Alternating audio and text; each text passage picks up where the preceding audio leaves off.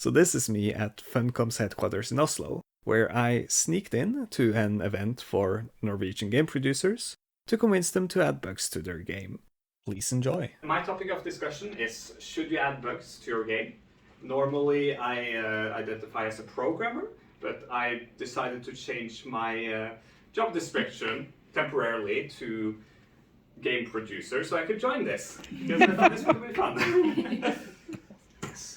So, what are the pros of adding bugs to your game? One, bugs are fun. So, how many times have you seen a bug in a game and been like, haha, that's so fun? I think that's a very common experience for a lot of players. Like in this video, the person who was filming was begging Funcom to never patch this bug because they just loved it so much. And there's just some charm about seeing something that's not really supposed to happen, just the wackiness in it. And there's also the sense of exploration you get from finding it that is just so fun and definitely is worth having in your game. And also, speedrunners love them. True. So, as you can see here, the 120-star speedrun for Super Mario 64 is done in 1 hour 37 minutes. The 0-star speedrun, which is exclusively done with glitches, is done in 6 minutes. Speedrunners love going faster, so if you have bugs in your game and they manage to sequence break because of it, then they're definitely going to love your game. They might criticize it, but they'll also have fun, probably. It also decreases development time. As you can see on the graph here, the time over code complexity on the y-axis goes down as you have bugs in your code. Partially because the code complexity goes up with bugs, but also because you don't have to spend as much time on debugging if you just leave the bugs inside the game. And I think that's a very important detail, if you want to convince the higher-ups to have it. Yeah. Also, there's a completely untapped frog demographic. How many people, how many games have you actually seen try to hit the frog demographic? I cannot think of a single one, and I've heard that they absolutely love bugs. So I feel like there's potential here that not enough people have looked into. And you can also make them into features.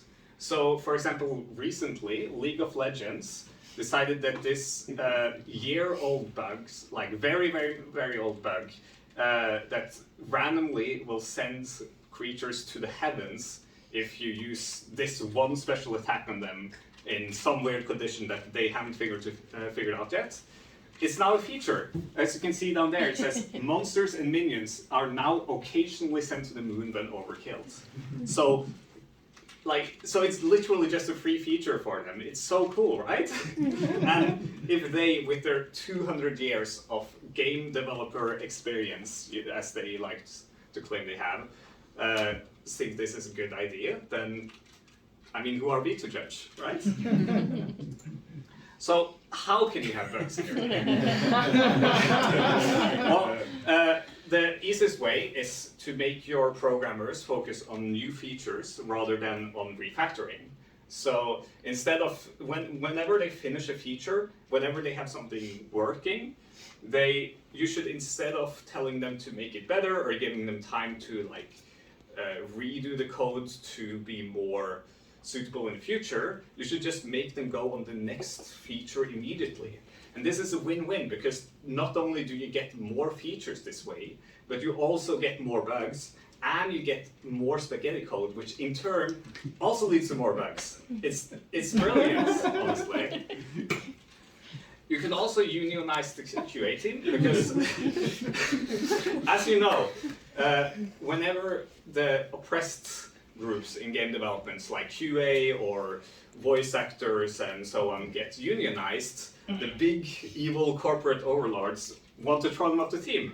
And if you don't have a QA team anymore, then obviously there's going to be less bugs found during development, which not only makes it so you can keep more of the bugs, but you also give players a sense of pride and accomplishment, because they are the ones to find the bug the first time, right?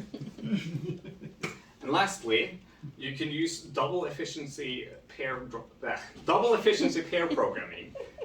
because what do the big suits love more than fancy code works, right? Depth.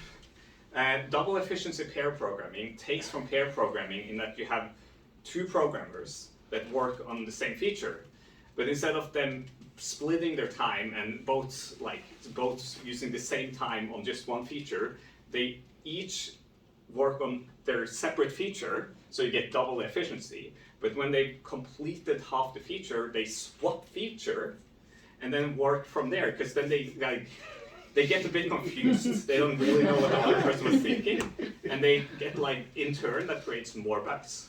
And yeah, that's why you should have bugs. And I think it's a good. It's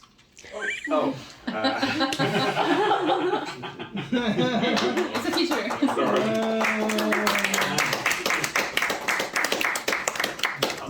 There.